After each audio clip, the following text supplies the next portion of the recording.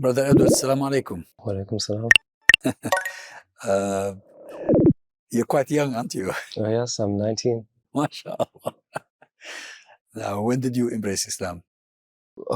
So I converted on the 29th day or night. I can't remember. I think it was 2 days before Eid of this year. And I celebrated Eid for the first time with my family this year. Of the last Ramadan. Mhm. MashaAllah. Must be a very interesting story. Yes. And now you are a student here in Birmingham? Oh, yes, I go to University of Birmingham. I do law with French law. Okay. Now, what interested you in Islam? What paved the way for you to come to Islam? So I am Algerian. My mom is French and Algerian, so Islam was never foreign to me. But your mother, is it a Muslim? She's now she's a Muslim, but she wasn't practicing Muslim before when I was born. Oh, I see. So you were not born as a Muslim? No, I was born Christian Catholic. My dad is Christian. Oh, you followed your father's way. So I was. Where was your father from? Ivory Coast. Ivory Coast. Mhm. So I was born Christian Catholic and I was raised Christian Catholic, and I went to a school like that's Catholic, and so I always had these Catholic values instilled in me. But Islam was, like I said, Islam was never foreign to me, but because my mom's side of the family is all in France or Algeria, I was never really too close with them. They are Muslim, but you were not close to them. Yes. Yeah. And so as I grew up, I developed kind of my ability to think for myself, and I started to question Christianity and Catholicism, and I read the Bible, and there were many inconsistencies within it. For example, there's one part that says a man died from hanging, for example, and another part that says he fell on his neck. So there's just contradicting parts. And so as I grew up, I started to question it. I asked my teachers, I asked priests, and they told me read the Bible. But I told them I read the Bible, and that's why I'm asking you these questions. But so I asked them a question, and then they met me with the answer: "It's God's will or it's God's plan. Just accept it." And I couldn't do that. I couldn't just accept it. Now, you were born in France? No, I was born here. Or here in the UK? Yes, in London. What brought your parents here? I think my dad had a job offer here, and my mom came to study here, and they met, and then me and my sister were both born here. So they met.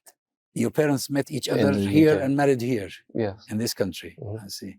Now, what was the process of your conversion to Islam? What were the steps? Okay, you were questioning, you were thinking, you were probably looking, and you said that Islam wasn't something strange to you because of the roots of your mother. Yeah. But at the same time, you were not really into a Muslim culture, were you? No. So because I was here, I was never too close with, like I said, my family that's Muslim. But I did go to France like a few years ago, every summer to see them, and I started to observe them. So when they prayed, when they went to the mosque, when they kind of recited the Quran, and They are your uncles? They are your uncles? Yeah, my uncles and my aunts, all of them. And a year or two, my grandmother became sick, and so I flew to France. I left uni, I took a break, and I flew to France to see my family.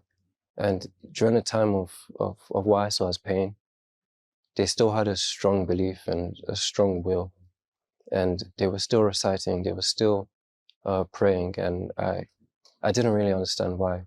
And so I spent my time in France just observing them, and I asked them, I said, how can you still believe? How can you still have such a strong faith when my grandmother, when your mother, when our family member is ill?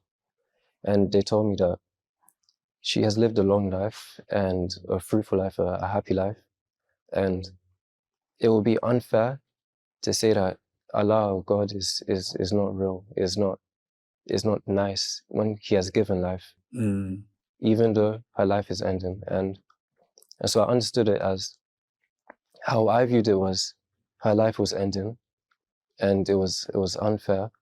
But they told me, they explained it to me in a way that God, Allah, has given her life, and a long life, a long 90 years, mashallah. And this was the gift. And so I took this into consideration, and I came back to the UK. However, I was still in quite a depressive stage. I was going through depression for quite a few years, and why? Because of what? I did suffer from anxiety, so I spent a lot of time alone, and I didn't leave the house too much. I like to be by myself, and it made it so it was quite hard to connect with people, and that was actually one of the main reasons why I actually embraced Christianity for as long as I did, because although to me it wasn't logical, I still had an emotional bond with it. So I accepted God in my heart, but in my mind I couldn't accept it. And so when I left Christianity, I did suffer through a bit of depression, and there wasn't anything to turn to. Yeah, I was kind of making empty wishes. I didn't have anyone to pray to. I didn't have anyone to turn to in terms of a God or any belief. And so I did. So when I came back from France, I did take this into consideration, what my family had talked about, and I started to research Islam. And prior to leaving France, I met Haroon, the one you met. Your friend? Yes, a Muslim friend, and he introduced me into Islam. He talked to me about Allah, and I spent a lot of my time going out with him. And similar to my family, I started observing what he does. So praying when he goes to the mosque, when he's reciting, and he told me, he gave me this book, he gave me the Quran, and he said, read this and you will understand it. Translation of the Quran? In English, yes. In English. Yes. Yeah, it was English and Arabic. I tried to learn it later. I tried to learn Arabic later, but... How is your Arabic? No, not good. But he gave me the Quran and he said, read this and you'll understand it. It will all make sense. And so I did. And unlike the Bible, it made logical sense as well as emotional sense.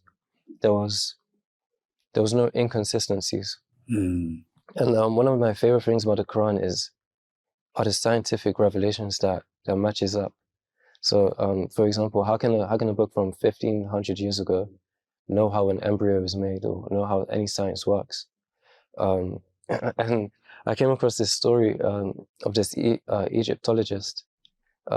He studies ancient Egyptian history, and he found the body of a pharaoh. Maurice Bucaille?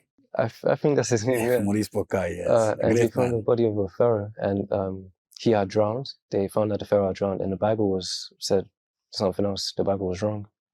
But he discovered that the Quran said that this pharaoh had died, and once again, how can a book from a long time ago, before any of this, know any of this? And so he took an interest into it, and he learned Arabic. He didn't become Muslim yet. He learned Arabic to read the Quran, and he found just more scientific revelations, such as in the Quran they reference pharaohs and kings as two different things, whereas the Bible only says no, there's pharaohs, and a lot of people believed that at the time there were only pharaohs. And then he made a discovery. He found some hieroglyphics, and to our surprise, there were kings and pharaohs. So once again, the Quran was right. And one thing I like is that he didn't expose his religion. He did become Muslim after the hieroglyphics were found, but he didn't expose his religion as Muslim because he didn't want any bias, any of his findings to be biased. And so that is one thing that really kind of tipped me over the edge. Did you read any of his books? Oh no. Yes. I read this. There's some story. fascinating books about the Quran and science. He has a book called Moses and the Pharaoh, which talks about his own discovery of and also examination of the Pharaoh's corpse. Now, you embraced Islam toward the end of last Ramadan. Yeah. What was the response of your family? They were really excited. My mom's side of the family, since they're Muslim, they were over the moon. They were really happy. Your mother had already become a Muslim? Oh yes. before you. Yeah. Ah, So I think so she reverted to Islam. I think she was always Muslim, but she just never kind of practiced. Oh. She wasn't really strong in the faith. But over the years, it became stronger, and before I reverted, yeah. The fact that she was reverting to Islam didn't impact on you, or it had an impact on you? It did, because I saw her praying more. Mm. So it kind of brought over my Muslim side of the family into my life a bit more, and Subhanallah. I had a closer kind of connection with it. So What about your father? he was happy. He Really? wasn't kind of as happy as my mom, but he didn't mind. Yeah, he didn't Which mind. is good. Which is very Yeah. good. I always said that because I'm from such a mixed kind of diverse family, I always had the ability to kind of explore what I want, any religion or any kind of belief, and like, for example, someone that's from a single country, but both parents and from the same religion, their parents can easily say you have to marry this type of person, this from this country, from this religion. Whereas I'm a bit more open. I'm from 3-4 countries. I have two religions in my family, so I do have a lot of options, and so my family can't really restrict me in what I do. Now, this conversion to Islam at such a young age, did it affect your lifestyle? Did you have to change a lot? Well, thankfully, because my mother kind of became a bit more started practicing Islam, a lot of my lifestyles didn't have to change. I never really drank, I never smoked, I never ate pork, and so the only kind of difference was now I had to second guess where I would kind of like buy food. I'd have to make sure that it's halal. For example, I remember when I reverted, my friend was like to me, "Oh, you know, this means you can't have Subway anymore." And to me, that was like the biggest impact, because throughout my studies, every morning I would go to Subway and I'll buy But a sandwich. some Subway is halal. Yeah, unfortunately. So you look for the halal one. Yeah, unfortunately, the only non-halal ones are in Birmingham, where we are. And so a lot of my lifestyle hasn't changed. And friends, did it matter? Because my reversion Now was... Harun is your closest friend, huh? Yeah, now he is. Because my reversion was quite a kind of wild. It was a year or two that I started to research Islam. While I was researching it, I started to kind of distance myself from friends that maybe didn't practice halal, you know. Oh, you started early, mashallah. Yeah, so a lot of them would drink. I wouldn't, like I said, I never really drank, but I stopped kind of going to parties with them, or I stopped kind of going to their house when they would be smoking, and so I kind of distanced myself from those friends. But when I found Harun, he introduced me to the Islamic community, and through that I've made a lot more friends, a lot more closer friends, and so I've kind of displaced my old friends with newer Muslim friends. Is it so? It is a welcoming community, the Muslim community. Yes. And that was one of the biggest kind of impacts on me, because I am really young, and I grew up in a time of social media, and religion is kind of portrayed as, even though it has these kind of core good values and principles at its center, religion is kind of seen as the cause for many wars and hatred in the world.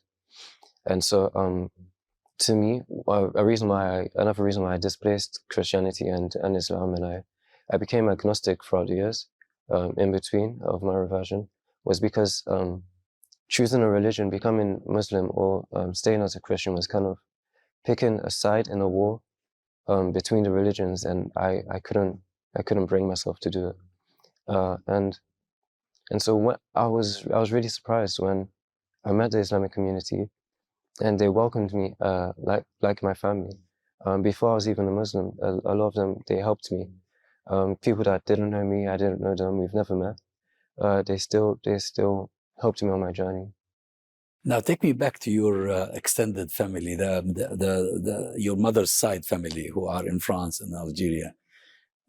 What was their reaction when they heard the news? So it was on Eid that I told my mom, I was like, FaceTime the rest of our family, FaceTime my aunts. And she was like, why? I hadn't told her at this point yet. She was like, why? And I was like, just do it, just listen to me. And then I was in my room and she was like, okay, I'm calling now. And then when they answered the phone, I came out of the room in my thobe that I brought the night before. And I was like, I told them, I said, I've said my shahada, I'm Muslim now. MashaAllah. And they were all so happy. They were excited. Yeah. And so, and they invited me. I'm probably going to go to Algeria this summer to learn Arabic and to practice. Do you know which part of Algeria you're? Constantine. Constantine. Yes, it's east. And you've never been there yet? No. So this will be the first time. Yeah. Have you been to any other Arab country? No. Not yet. It'll be my first time. And what do you plan to do once you've finished your education? You're studying French. Yeah, law with French law. French law. Yeah. Does that mean you become a lawyer? What does it mean? Yeah. So is that part of law school you're studying? Yeah. So it's the normal law degree. But I do an extra year and I do a year abroad, and I picked Paris. And so I learned French law throughout my year. So at the end of my degree, I get what all the other law students receive, graduation and degree. But I also get a year abroad and experience and knowledge and an extra kind of certificate for French law, which allows me to not just yet practice law in France, but allows me to go into the legal sector in France. So this is your objective? You want to go and work in France? I haven't given it too much thought. I haven't given it. Is your French good? Yeah, I'm fluent in French. MashaAllah. But I think it's mainly, I want to mainly do international law and kind of explore the world and kind of bring law and order to countries which don't have it. One of my friends and my father actually told me that he gave me an idea and he said, you should go to Ivory Coast. You should open your own law firm. And they speak French in Ivory Coast, right? Yeah. And he said you should open your own law firm and practice medical negligence, because they don't have any laws there for any doctors that mess up or any doctors which refuse to help.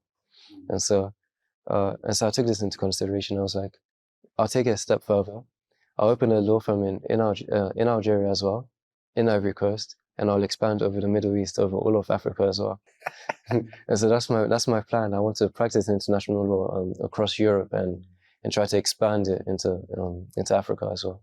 You know, I know that there are Muslims in Ivory Coast. Yeah, there is a Muslim community there. So probably it's not a bad idea after all. Setting up something there. Yeah, a lot of North Africa is Muslim. A lot of West Africa is Muslim as well. What about your father's family? Are you in touch with them? Are you in contact with them? Yeah, I spoke to them a few weeks ago, and I told them that I told them my plan for my future, and they were really happy as well. And they also invited me. They told me to come to Ivory Coast to kind of get a feel for the environment. And if I go, it would be my first time. And so I'm working on getting my Algerian passport and my Ivorian passport so I can go. Inshallah, I wish you the best of success. Inshallah. Thank you very much, Edward. Thank you for coming and talking to me. Thank you.